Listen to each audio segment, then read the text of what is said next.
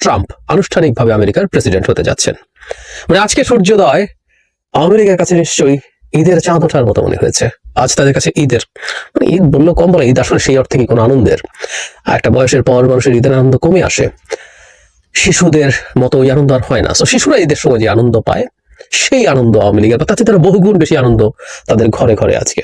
Trump আসছেন, তাদের ত্রাতা, তাদের মেসিয়া ট্রাম্প আসছেন, এবং তারা ট্রাম্পকে নিয়ে তাদের আদি পিতা মোদি সহ একসাথে ডক্টর ইউনূস সরকারকে ভীষণ ঝামেলায় ফেলবেন এবং এমন পরিস্থিতি তৈরি করবেন যে বাংলাদেশে তাকে আমাদের সরকারের পতন হবে, এবং সেই গোলযোগ হবে। গোলযোগের মধ্যে চট করে তাদের আপা দেশে চলে আসবেন, এসে ক্ষমতা নেবেন।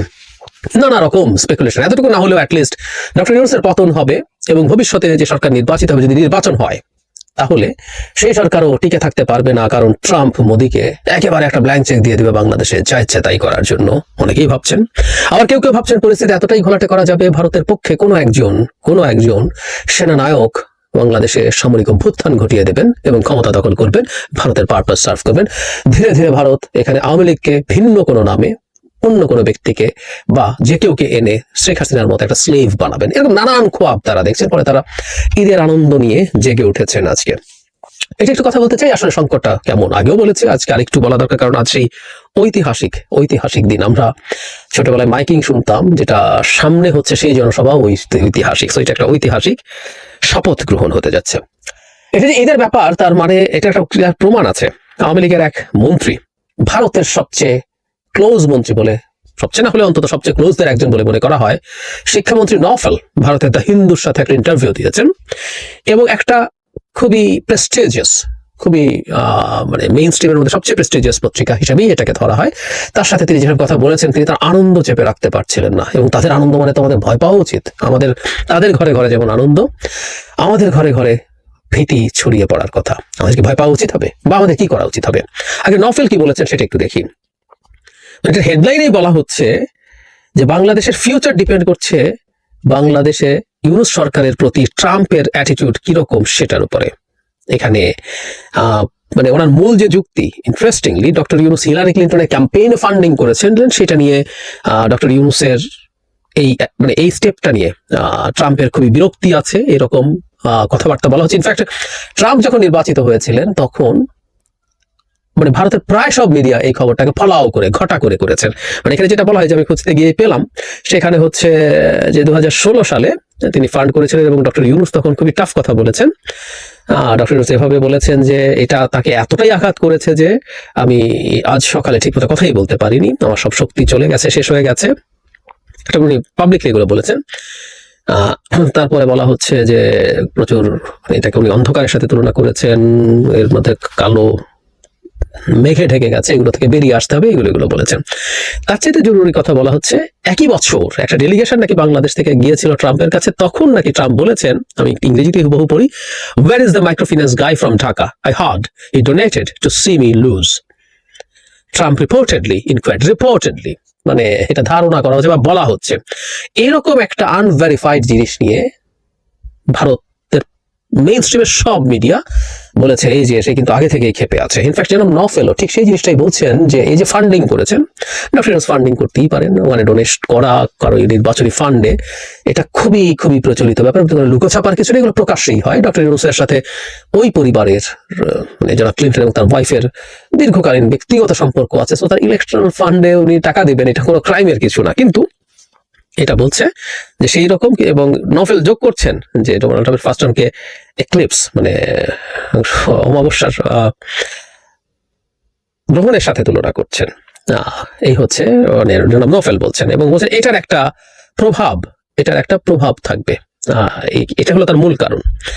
আরো দু একটা কথা উনি এখানে বলেছেন, যেটা এবং মূল যে আর্গুমেন্ট, সেই আর্গুমেন্টের উপরে ভিত্তি করে তারা কাজ করে সেই জায়গায় আসছে। এখানে তিনি বলছেন শেখ হাসিনা নাকি পদত্যাগ করতে চেয়েছিলেন শিরীন শারমিন চৌধুরীর কাছে, কিন্তু সেটা পেরে ওঠেন নাই, সেটা বলা হয়েছে। ওনারা পদত্যাগ এর ব্যাপারে সামরিক বাহিনী নাকি নামিয়েছিলেন, শেখ হাসিনা পদত্যাগ করবেন এটা জেনে দেশে আইন শৃঙ্খলার অবস্থা খুবই খারাপ হয়ে যেতে পারে, সেটা ঠেকানোর জন্য, মানে ওনাকে গুলি করে ক্ষমতায় রাখার জন্য না, এসব মানবিক কারণে তিনি নাকি সেনাবাহিনী করেছেন। এসব উল্টো পাল্টা ফালতু কথা আছে। কিন্তু যেটা জরুরি, আওয়ামী লীগ যে ন্যারেটিভটা মাঠে আনার চেষ্টা করার কথা ছিল, সেটা উনি এনেছেন। সেটা হলো বাংলাদেশ যেন কোনোভাবেই আর ইসলামিক এক্সট্রিমিস্টদের ঘাঁটি না হয়ে ওঠে। কথাটা এইভাবে বলা হচ্ছে, home for Islamic extremist like Syria and Iraq, এটা একদম খুব ক্লিয়ারলি বলছেন। তারপরে বলছেন এখানে এক্সট্রিমিস্ট গ্রুপ যারা যারা আছে, হিজবুত তাহরির আছে, জামায়াতে ইসলামী আছে, গত কয়েক মাসে তারা অনেক বেশি পাওয়ারফুল হয়ে উঠেছে এবং 11 জানুয়ারি হিজবুত তাহরির এখানে একটা ইসলামিক স্টেট তৈরি করার কথা বলেছে এবং বলা হচ্ছে ওদের থেকে এত পাওয়ার, এখানে তাদের এতই ক্ষমতা আছে, এই অঞ্চল শুধু না পুরো ইন্টারন্যাশনাল সিস্টেমকে তারা প্রভাবিত করার ক্ষমতা রাখে। মানে বাংলাদেশের হিজবুত তাহরিরের এত ক্ষমতা আছে। কতটা এক্সাজারেশন নিশ্চয়ই আমরা বুঝতে পারি, কিন্তু ওই যে বললাম তাদের বয়ানটা, তারা কি লাইনে কথা বলবে এবং তাদের মূল ব্যাংক তারা কিসে করছে সেটা আমরা দেখতে পাচ্ছি স্পষ্টভাবেই। তারা 20 তারিখের জন্য অপেক্ষা করছিল, সেটা তারা গ্লোবালি এখন মার্কেট করার চেষ্টা করছে এবং এই বক্তব্যগুলোর মাধ্যমে দুটো উদ্দেশ্য তারা পূরণ করতে চায়। একটা হচ্ছে তাদের বিরোধীদের মনে কিছুটা ভীতি সঞ্চার করা, এটা খুব বেশি হবে বলে আমি মনে করি, আমি আসবো সেই জায়গায় আসলে কতটুকু রিস্ক আছে। আরেকটা হচ্ছে তারা তাদের লোকজনের মনে খুব সাহস তৈরি করতে চায়। এখন প্রশ্ন হচ্ছে যে আসলে পরিস্থিতিটা কেমন হবে। ট্রাম্পের শপথ গ্রহণ অনুষ্ঠান নিয়ে আমরা নিশ্চয়ই খেয়াল করেছি, যেখানে ট্রাম্প সারা পৃথিবীর কর্তৃত্ববাদীদেরকে মোটামুটি দাওয়াত দিয়েছেন।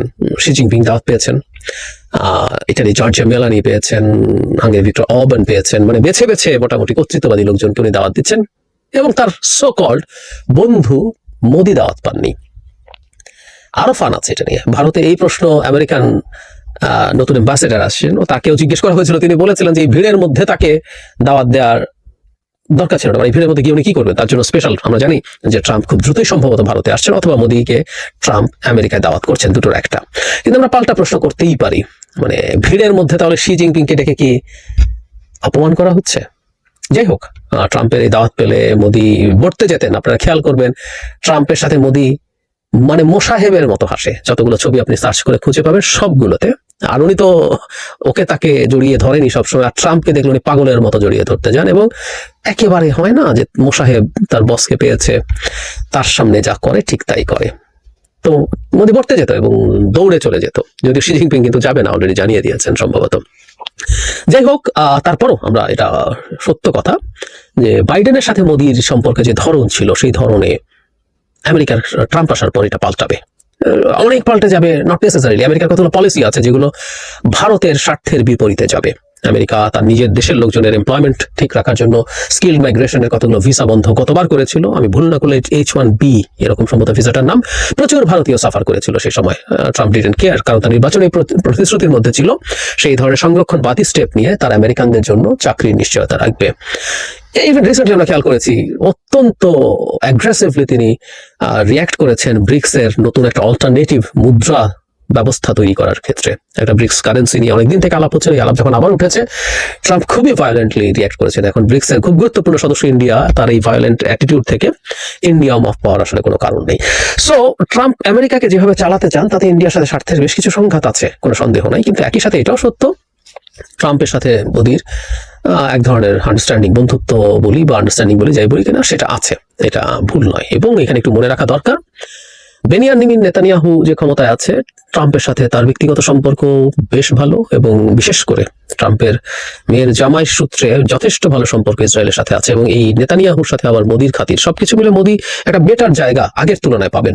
যদি এর মধ্যে আমেরিকার অনেকগুলো প্রতিষ্ঠান মোদি বিশেষ করে আদানির উপরে নানান রকম অ্যাটাক করেছে, এগুলোকে আমরা এইভাবে ধরতে পারি যে এগুলো সবগুলো বাইডেনের সময়কালের ঘটনা, এগুলো কমে আসতে পারে। সো তাদের আন্ডারস্ট্যান্ডিং একটু বেটার হতে পারে। এখন বাংলাদেশে আসলে আওয়ামী লীগের খুশি হওয়ার কি অনেক কারণ আছে। আমি আগেও বলেছি, আবারও বলি, সেটা হচ্ছে একেবারে কোনো প্রভাব পড়বে না কেউ কেউ বলেন, এটা ভুল। এটা ভুল, কারণ তারা বলতে চান যে আমেরিকার ওভারঅল ফরেন পলিসি একই থাকে। কিন্তু আই রিপিট, আমার আগের ভিডিওগুলোতে বলেছিলাম, সেটা হলো আমেরিকার ফরেন পলিসি একই থাকে, এই কথাটা ট্রাম্পের ক্ষেত্রে সত্য না। আপনারা যে কেউ তার প্রিভিয়াস টেনিওরটা দেখে নেবেন যে আমেরিকাকে উনি কতগুলো গ্লোবাল পজিশন থেকে সরিয়ে নিয়ে এসছেন, অনেকগুলো। আমি রীতিমতো কলামও লিখেছিলাম তখন। সো ট্রাম্পের নিজস্ব একটা চিন্তার জায়গা আছে। সুতরাং বাংলাদেশের ক্ষেত্রে ট্রাম্প আসলে মনোযোগী হয়ে উঠবেন যদি তিনি মনে করেন তার ওভারঅল পলিসি, বিশেষ করে চায়নার সাথে তার যে পলিসি, সেই ক্ষেত্রে বাংলাদেশ কোথাও যদি রোল প্লে করে, সেই ক্ষেত্রে বাংলাদেশ তার ব্যক্তিগত মনোযোগের জায়গায় থাকবে, আদারওয়াইজ আসলে থাকবে না।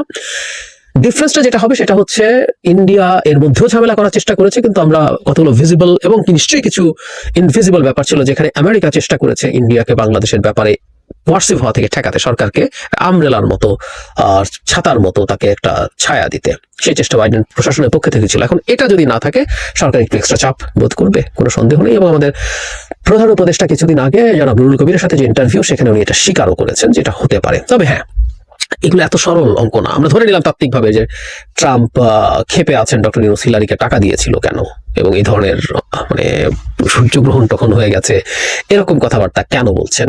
এবং ট্রাম্পের মতো একজন প্রায় উন্মাদ মানুষ, উন্মাদ কোট আনকোট, তারও একটা ঢং আছে, তারও বেশ কিছু মানুষ তার ন্যারেটিভের সাথে কানেক্টেড হয়। তো সেই ভদ্রলোক আসলে খুব ব্যক্তিগতভাবেও ক্ষুব্ধ হতে পারে এবং সেটার জন্য তার রাষ্ট্রীয়ভাবে পদক্ষেপ নেওয়ার কথা চিন্তা করতেও পারে। কিন্তু ওই যে বললাম, বহু বছরের মধ্যে পার হয়েছে, নতুন নতুন ইকুয়েশনস তৈরি হয়েছে। ট্রাম্পের এবারকার প্রেক্ষাপট এবং তার সাথে তার টিমে যারা আছেন, সবকিছু মিলে প্রেক্ষাপট অনেকটুকু পাল্টে যেতে পারে। এবং সবচেয়ে জরুরি কথা, আমাদের সরকার নিশ্চয়ই এসব ঝুঁকি মাথায় রেখে সেই ইন্টারাকশন গুলো বাড়াচ্ছে, যেটা আমাদের প্রধান উপদেষ্টাও বলেছেন। আমি মনে করি যে যতটুকু প্রবলেম হওয়ার কথা বলে মনে করি, ততটুকু প্রবলেম আসলে হবে না। সরকার নিশ্চিতভাবেই পারবে ম্যানেজ করতে। এবং ডক্টর ইউনূস এখানে আমাদের সবচেয়ে বড় একটা সেফ গার্ড, কারণ গ্লোবালি এত জায়গায় এত রকম ভাবে এত মানুষের সাথে তার সম্পর্ক আছে, তার জন্য এটা ম্যানেজ করা খুব কঠিন নয়। এমনকি ট্রাম্প প্রশাসনের মধ্যেও অনেকেই উনি খুঁজে পাবেন যারা ব্যক্তিগতভাবে ডক্টর ইউনূসের গুণমুগ্ধ। বটম লাইন, আমেরিকার ঈদের আনন্দ হচ্ছে হোক, তারা একটু আনন্দ নিয়ে বেঁচে টেচে থাকুক, একটু আশা দেখুক, কিন্তু ওদের অত আশার কিছু আসলে নেই। তবে আমাদের সরকারকে, এই সরকার এবং ভবিষ্যতের সরকারও যারা নির্বাচিত হয়ে আসবেন, সতর্ক থাকতে হবে এবং মনে রাখতে হবে যে ট্রাম্প তার গ্লোবাল পজিশন থেকে যতই সরে যাক না কেন, ট্রাম্পের বা আমেরিকার, আমরা এইভাবে যদি বলি, বাংলাদেশে তার Jio political and other interest আছে, এই জিনিসটা তার সামনে রিভিলড হতে হবে। এই লোক পাহাড় ব্যবসায়ী, সে যদি মনে করে যে এগুলো এখানে হবে, সুতরাং তখন সে তার স্বার্থে, তার রাষ্ট্রের স্বার্থে, তার ব্যক্তি স্বার্থে সে এখানে মনোযোগী হয়ে উঠবে। কেউ কেউ বলবেন যে আমরা স্বাধীন সার্বভৌম দেশ, ওই দেশ কি ভাবলো, সেই দেশ কি ভাবলো, সেটা নিয়ে আমরা মাথা কেন ঘামাবো। বহুবার বলেছি, আবারও বলি, আমার ইতিমধ্যে একটা আলাদা চ্যানেল ছিল, বলবো, অনেকদিন ওখানে ভিডিও দেওয়া হচ্ছে না, টেক অন জিও পলিটিক্স। সেখানে এই কথাগুলো বলি অনেক বেশি। সেটা হলো গ্লোবাল সিস্টেম এভাবেই কাজ করে, ওয়ার্ল্ড অর্ডার এভাবেই কাজ করে। একটা নির্বাচিত সরকার হলে সে বেটার নেগোশিয়েট করতে পারে, সে বেটার প্রেশার কমব্যাট করতে পারে, কিন্তু দিনের শেষে এই ফ্যাক্টরগুলোকে মাথায় নিতে হয়। এটা এভাবেই পৃথিবী চলে।